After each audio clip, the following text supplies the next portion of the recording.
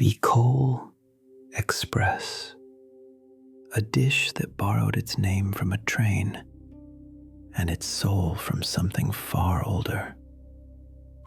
From the Bicol Peninsula, in the shadow of Mount Mayon, where the soil is volcanic and the rain is constant, and every kitchen keeps two things within arm's reach: coconut and fire. Bicolano cooking asks for patience, and it asks for gata, coconut milk. Not a splash, not a finish, a whole liquid landscape, simmered until the fat separates and the sauce turns to silk.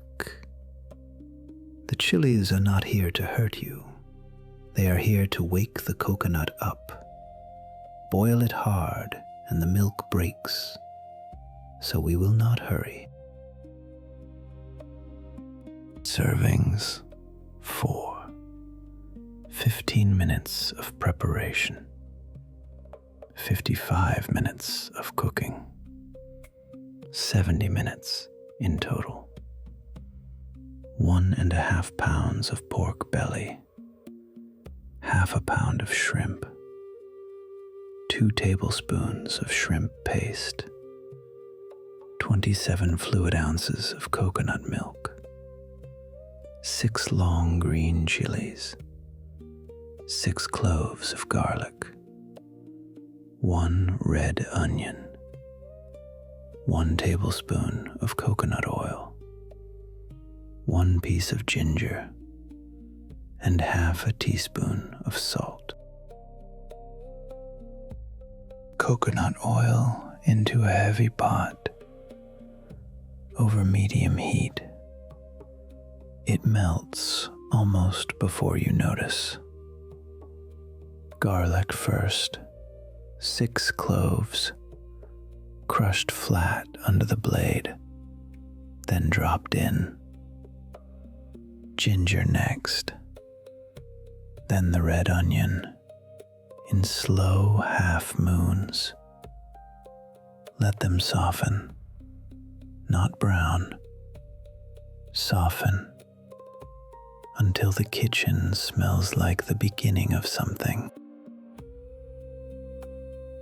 Now, BEE-kohl a la mangue, fermented shrimp paste, 2 tablespoons. It goes in raw and sharp, and for 2 minutes you stir constantly. Nothing else. The rawness cooks away. What is left is deep and quiet and savory in a way that salt alone can never reach. This is the floor the whole dish stands on. 1.5 pounds of pork belly, cut into thick, patient cubes, into the pot. Turn them slowly. Let each face meet the hot metal until the edges go from pale to light brown. You are not searing, you are introducing. The fat begins to loosen. The garlic beneath it darkens by a shade, and the pot starts to speak. 27 fluid ounces of coconut milk. Pour it in a single unhurried stream until the pork is buried.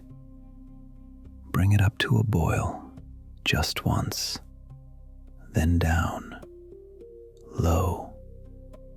Cover the pot. 40 minutes. There is nothing to do now but listen. The lid ticks. The fat rises. And somewhere under there, the pork is giving up its stubbornness. Lift the lid. The milk has thickened, and along the surface a slick of clear coconut oil has begun to separate. That is the sign. That is what you were waiting for. 6 long green chilies, sealing haba, sliced on a slow angle. In they go, uncovered now. 10 minutes, while the sauce draws in on itself. Half a pound of shrimp, last, always last. 3 minutes, that is all they ask for. Watch the gray turn to coral. Watch the tails curl in on themselves, like closing hands. Any longer and they tighten, any less and they weep. Half a teaspoon of salt, taste, then stop touching it. The BEE-kohl Peninsula, Camarines Sur, and the provinces gathered around it, sits on volcanic ground at the southern tail of Luzon.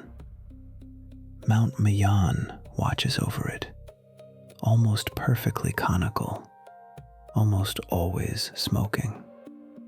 The ash makes the soil generous. Coconut palms grow thick as weeds, and chili grows hotter here than almost anywhere else in the islands. The name is younger than the dish. In the 1970s, in Manila, a version of this stew took the name of the passenger train that ran south toward the Bicol region, the Bicol Express. Overnight, rattling, full of people carrying food home, wrapped in banana leaf. A dish named for the journey, rather than for the place.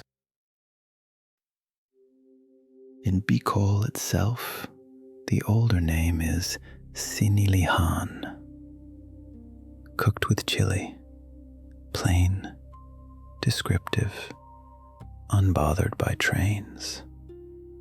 The grandmothers there will tell you that the pork should be fattier than you are comfortable with, that the gata must never be stirred hard once it thickens, and that a person who removes the chili seeds is always welcome at the table, but should never be asked to cook.